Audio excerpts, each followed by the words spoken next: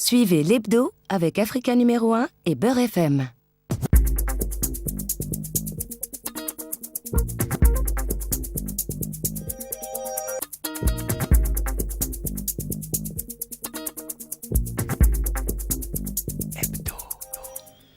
Bonjour et bienvenue dans l'hebdo de François en partenariat avec Beurre FM et Africa numéro 1 et en compagnie cette semaine de 4 éditorialistes de talent. Tout d'abord Wallace Cotra de François. Bonjour Wallace. De grand talent, absolument. On n'est jamais mieux servi que par soi-même. De l'autre côté de la table, on trouve Samir Sabi. Bonjour pour Beurre FM. Ça va bien? Ça va très bien. Ouais. Dominique Volton est de retour après Addis Abeba et l'Éthiopie. Notre directeur de recherche au CNRS est toujours là. On nous l'a rendu. Oui, Il a un peu suivi la flamme, mais de loin, on va dire. Oui, parce qu'à Addis Abeba, on ne peut pas dire que ce soit l'activité centrale. Non. Et puis Éric Zemmour. Bonjour Éric, Bonjour. tout va bien? Ça va. Bon, voilà. Alors, nos deux amis, Francis Laloupeau et Nadir Djenad, nous reviendront la semaine prochaine. En tout cas, je l'espère, si les petits cochons ne les ont pas mangés. Je vous rappelle l'adresse. Ça va s'afficher, je crois, sur l'écran. Hein. Vous pouvez nous écrire. Notre adresse mail, c'est hebdofranço@rfo.fr. hebdofranço@rfo.fr. Voilà. Au sommaire de cette édition, bien, il y aura la fin parmi les plus pauvres qui fait son retour. Hélas, on en reparlera tout à l'heure. Le périple de la flamme olympique qui ressemble de plus en plus à un chemin de croix. Et puis enfin, l'annonce de la fin des abus sur les pensions outre-mer qui pose beaucoup de problèmes, vous verrez. Mais on va commencer par la fin, par ce spectre de la fin. Cette semaine, vous l'avez peut-être vu et entendu, il y a eu des manifestations et des émeutes en Égypte, puis en Haïti.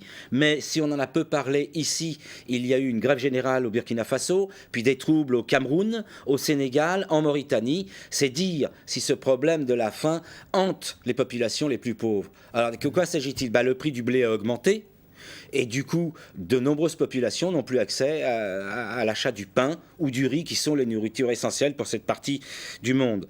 Alors, qui aurait pu penser, Wallace Cotra, il y a quelques années, qu'on verrait de nouveau revenir le fantôme de la famine? Il y a une vingtaine d'années, je crois, il y a une journaliste, Sophie Bessis, qui a écrit un livre dont le titre est « La fin du monde ». FAIM.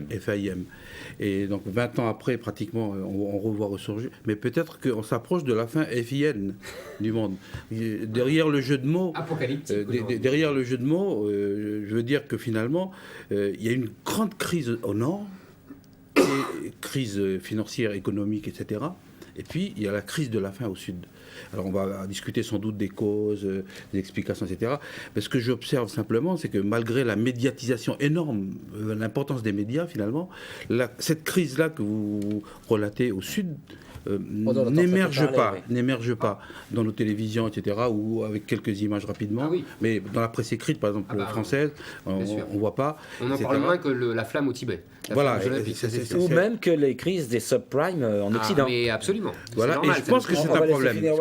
Je pense que c'est un problème parce que c'est vrai qu'il y a une sorte de mobilisation dans les opinions dans le Nord et notamment en France sur la question de l'environnement, du développement durable, c'est important. Mais je crois qu'il faut la même énergie et le même, mobilisation autour de la question du développement et puis de la faim. Mais on en parlera tout à l'heure. Je pense que. Alors, Éric Zemmour, moi j'ai une petite question à vous poser. Wallace commençait à l'aborder. D'après vous, quelles sont les raisons qui expliquent l'augmentation du prix du blé et qui semble le principal responsable de la situation? Puis l'augmentation du riz, du prix du riz, enfin des nourritures de base. Moi, j'en vois trois essentielles. On pourra discuter après, si vous le voulez. La première, c'est évidemment l'explosion démographique. C'est-à-dire qu'on est passé en 40 ans d'un monde à 3 milliards d'humains à un monde à 6 milliards. Évidemment, ces gens-là, il faut les nourrir. Et les surfaces arables ne sont pas extensives à l'infini. Ouais. Deuxièmement, il y a le fait que la croissance économique des deux supergéants indiens et chinois fait qu'il y a des centaines de millions de gens, indiens et chinois, qui auparavant faisaient un repas par jour et qui maintenant en font 2. On mange mieux dans ces pays, mais au détriment d'autres pays. Non, c'est pas ça. C'est qu'il faut là aussi, il faut bien les nourrir, ces gens. Il faut bien leur fournir le blé et le riz. Et donc ça fait monter les prix. Vous m'avez demandé pourquoi ça fait monter les prix. Voilà pourquoi. Troisièmement... La demande est plus forte que l'offre. Exactement. Troisièmement, ce que j'ai lu récemment, qui est alors là vraiment intéressant et qui est le lien avec notre crise financière, c'est que les investisseurs en dollars en ont assez de voir le dollar baisser et donc leur rémunération baisser, et donc mettent leurs investissements sur les produits alimentaires.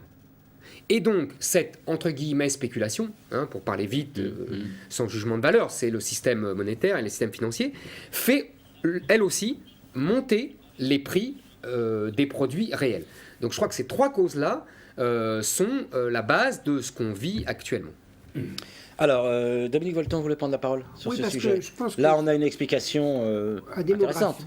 en bonne partie démographique, il y a le même débat depuis le XVIIIe siècle. Si Malthus et... vous avez les malthusiens et les anti-malthusiens. Absolument. Lui, il est malthusien, je suis anti-malthusien. Je pense que la richesse, c'est l'homme. Et donc, c'est pas le fait qu'on soit 6,5 milliards et un jour éventuellement 9 milliards qui fait qu'on n'a pas à manger. C'est pas vrai. Parce que l'intelligence humaine est nettement supérieure à la capacité de se reproduire. Mais quand même, quand il dit, juste ou faux, quand il dit il n'y a plus assez de terre. Non, c'est parce qu'il n'y a plus assez de terre, parce que simultanément, les hommes n'ont pas investi dans les ressources naturelles l'intelligence qu'ils ont par ailleurs investi dans les armements. Autrement dit, les êtres humains sont ce qu'ils sont. Il n'y a de richesse que d'hommes. En même temps, l'homme a plus de plaisir à se tuer, à se massacrer, ou à faire de la spéculation, ou à faire de l'exode rural.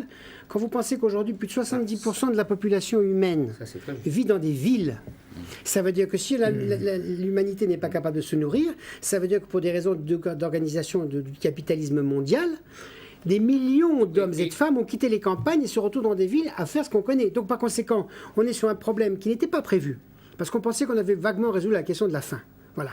On est d'accord sur la question lancinante de la démographie, on est d'accord sur la question de la ville qui émerge, on s'est beaucoup focalisé sur la question de l'environnement qui émerge depuis 15 ans, tant mieux, mais du coup on pensait... Et en fait, comme les déséquilibres étaient là, ils ont créé leur propre catastrophe sur le fait de l'exode rural, sur le fait que par l'industrie, par l'agriculture industrielle, on a appauvri des milliards d'hectares, que la concentration capitalistique dans les industries alimentaires a fait qu'il y a des effets de spéculation en soi. Et dernière chose qu'a évoqué Eric tout de suite, c'est qu'il y a un lien direct, ce qu'a dit Wallace, c'est qu'il y a un lien direct, hélas, entre la crise du subprime, la spéculation internationale sur le dollar à la baisse et à l'euro à la hausse, et la crise des prix. Donc par conséquent, la mondialisation, elle va nous obliger à être solidaires sur tout.